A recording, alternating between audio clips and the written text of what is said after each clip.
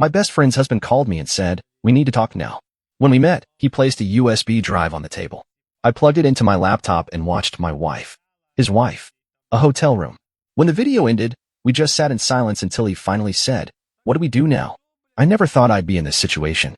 You hear about things like this happening to other people, read about it online, maybe even know someone who's been through it. But when it happens to you, when it's your life that's suddenly turned upside down, it feels different. It started with a phone call. It was a Thursday evening, and I was sitting on the couch, halfway paying attention to whatever was on TV. My wife, Sophie, was upstairs, probably scrolling through her phone. When my phone rang, I glanced at the screen. Ryan. Ryan was my best friend's husband. We got along, but we weren't the type to just call each other out of the blue. The second I saw his name, something felt off. I answered. His voice was tight. "Hey, can you meet me somewhere?" "Now." I sat up. What's going on?" "Just meet me," he said. "Corner cafe. 20 minutes. And then he hung up. I stared at my phone, confused. I had no idea what this was about, but something in his voice made my stomach twist. I grabbed my keys and told Sophie I was heading out. She barely looked up from her phone. That was the last moment I ever looked at her the same way. Ryan was already there when I walked into the cafe. He was sitting in a booth near the back, a coffee in front of him, untouched. He looked up when I walked in. His face was pale, his jaw tight. I slid into the seat across from him. "Okay, what's going on?"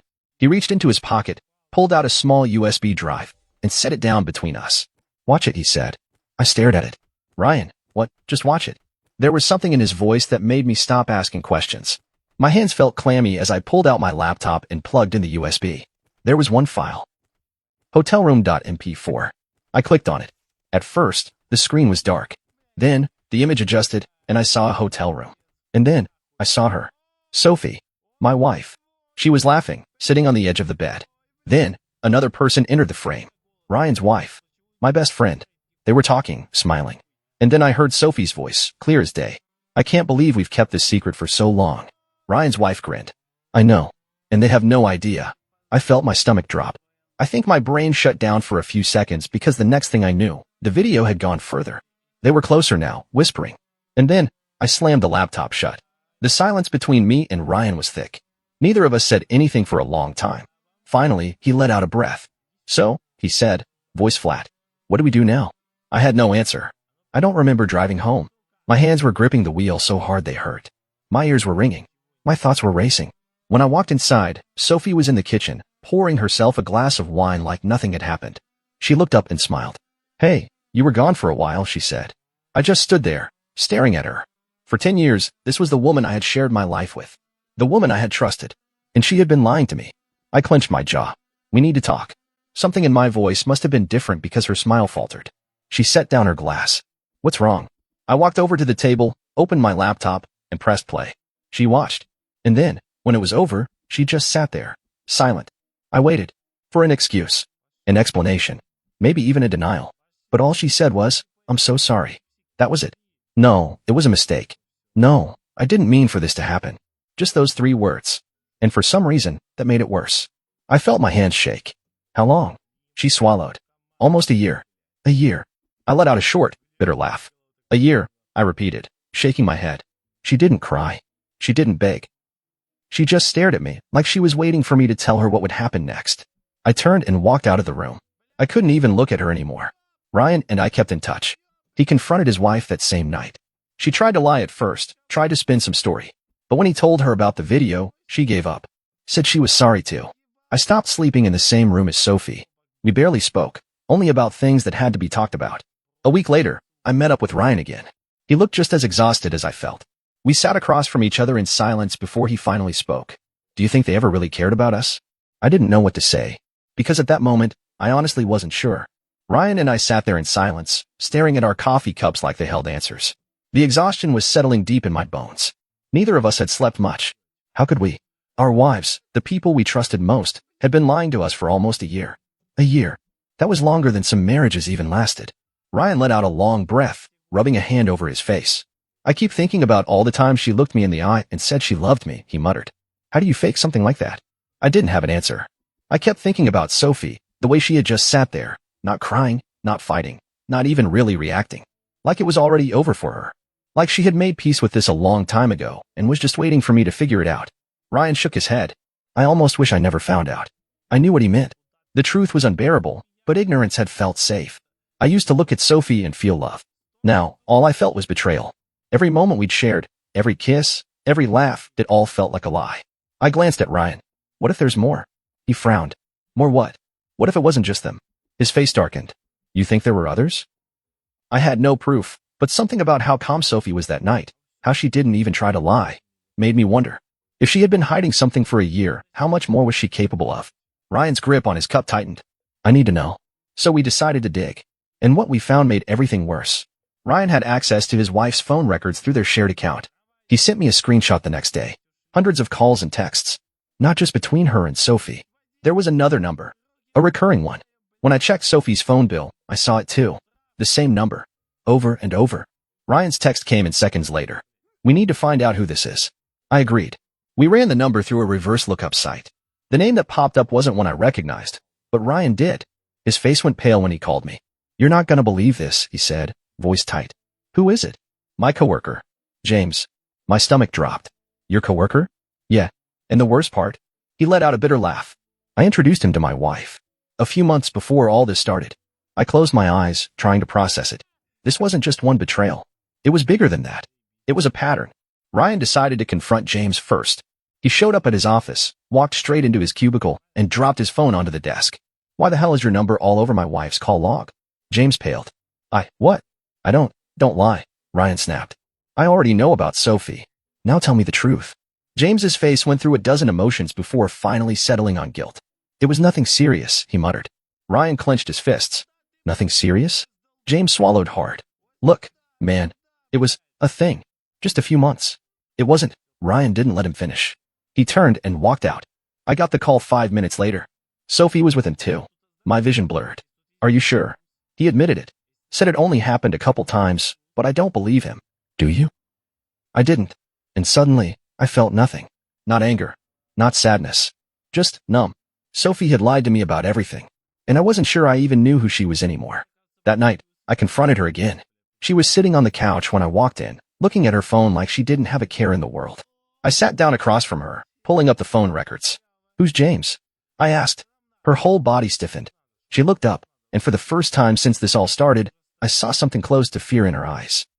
Don't lie. I cut in. I already talked to Ryan. I already know.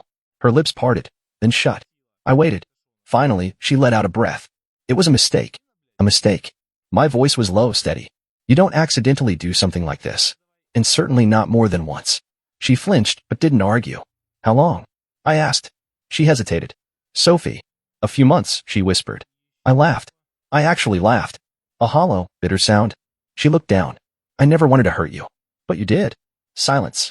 Then she said something that made my blood turn cold. I knew you'd find out eventually. I stared at her. What does that mean? She met my eyes. I mean, it was only a matter of time. Something about the way she said it, the calmness, the certainty, made my stomach churn. Like she hadn't even been trying to keep it a secret. Like she had wanted me to find out. I couldn't take it anymore. I stood up. I'm done. She blinked, like she hadn't expected me to say it. But no. I shook my head. No more lies. No more excuses. We're done. And for the first time, she looked like the one who had lost something. Sophie didn't say anything when I walked out. I half expected her to chase after me, to try to stop me, but she didn't. She just sat there, staring. I got in my car and drove. Nowhere in particular. I just needed to be out. My head was spinning. Ryan's wife. James. How much of my life had been a lie? I didn't even know what was real anymore. I pulled into an empty parking lot, gripping the steering wheel until my knuckles turned white. I should have been furious. I should have been breaking things, screaming. But all I felt was numb. My phone buzzed. Ryan. I answered. Yeah. I think there's more, he said, voice tight. My heart sank. More. He exhaled shakily. I went through her emails. She deleted a bunch, but I found some recovery logs.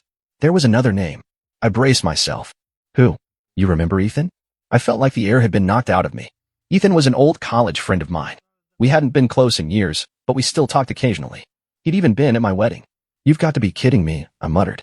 Ryan let out a humorless laugh. I wish. I gritted my teeth. How do you know for sure? There were flight confirmations. Hotel reservations. They went to Chicago last year. Same weekend she told me she was on a work trip. My stomach twisted. Chicago. That same weekend, Sophie had told me she was visiting her sister. The pieces were falling into place, and I didn't like the picture they were creating. Ryan's voice was quiet. What if there's even more we don't know? I didn't want to think about that. But deep down, I knew he was probably right. I drove home, but I didn't go inside right away. I sat in the driveway, staring at the house. The place we had built together. The place I had thought was filled with love. Now it just felt like a set piece. A carefully crafted illusion. I finally got out of the car and went inside. The lights were still on. Sophie was still on the couch. She looked up when I walked in, but I didn't stop. I went straight upstairs, straight to our bedroom. I yanked open drawers, grabbed a suitcase, and started throwing things inside. What are you doing? Sophie's voice came from the doorway. I didn't even look at her. Leaving. She took a step forward. We need to talk. I zipped up the suitcase. We did. You just didn't have anything worth saying. Her expression flickered. Please. Just wait. I finally turned to face her. Wait for what? For you to come up with another excuse? For you to tell me this was some kind of mistake? That you didn't mean to betray me over and over? She swallowed hard. I don't want to lose you. I stared at her, searching for something. Anything. That felt real. But all I saw was someone who had made their choice a long time ago. You already did, I said. Her eyes filled with tears, but I didn't care. I grabbed my suitcase and walked past her. And then, just as I reached the stairs, she whispered something that made me stop in my tracks. There's something you don't know. I turned slowly. Oh, I highly doubt that. She hesitated. Then she exhaled shakily. I think I might be pregnant. The words hung in the air like poison. I felt my pulse in my ears. I couldn't breathe. No, I said, shaking my head. You don't get to do this. You don't get to drop that on me now. Her lower lip trembled. I wasn't going to tell you like this. I laughed bitterly. Oh yeah? How were you planning to tell me? After the divorce papers were signed? After you ran off with whoever the hell else you've been with? Tears spilled down her face. It's yours. I stared at her, my mind spinning. I didn't know what to believe. It could be mine. Or it could be someone else's. I felt sick. I didn't know what to say, so I just walked out. Sophie didn't try to stop me this time. Ryan called me again the next morning. His voice was tight, urgent. Dude, he said. I did some more digging. I rubbed my temples. I don't know how much more I can handle. You need to hear this. I sighed. Fine. What now? He hesitated. My wife, she transferred money. That caught my attention. What? A lot of it. Over the last 6 months. And guess where?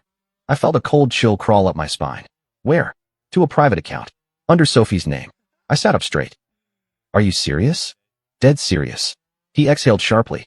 I think they were planning something. My stomach twisted. Had Sophie been preparing for me to find out? Was she stashing money? For what? A new life? An escape plan? And if so, where was she planning to go? And who was she planning to go with? I sat there, staring at the numbers Ryan had sent me. My mind was racing. Sophie had been moving money, large amounts, into a private account for months. Ryan's voice was urgent. This isn't just about cheating, man. They were planning something. I felt sick. It was one thing to betray me behind my back, but this was something else. I needed answers. I stood up, grabbed my keys, and drove home. When I walked through the front door, Sophie was in the kitchen, scrolling through her phone. She looked up, startled. I held up my phone. What's this? Her expression flickered. What's what? Don't. I snapped. The transfers. The money. What the hell were you planning? Her face went pale.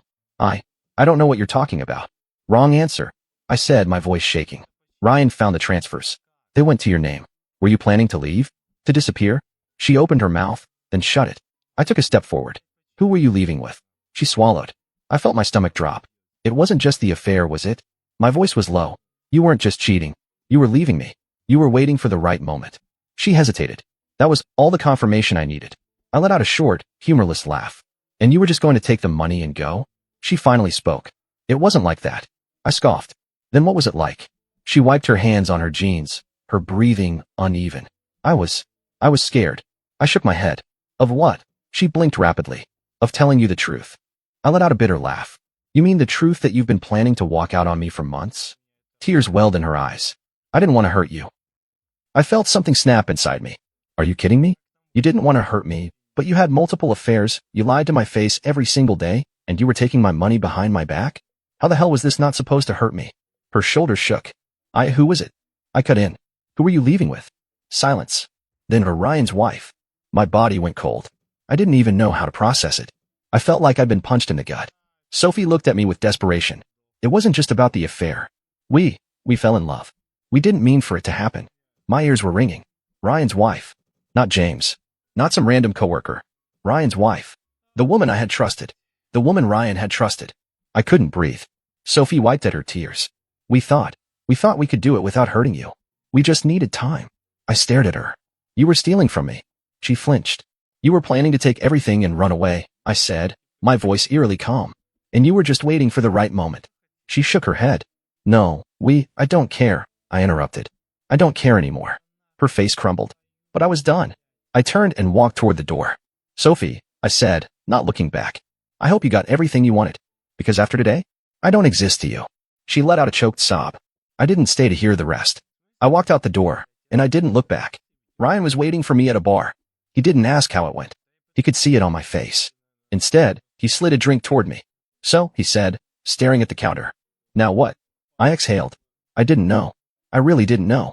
But for the first time in months, I felt free.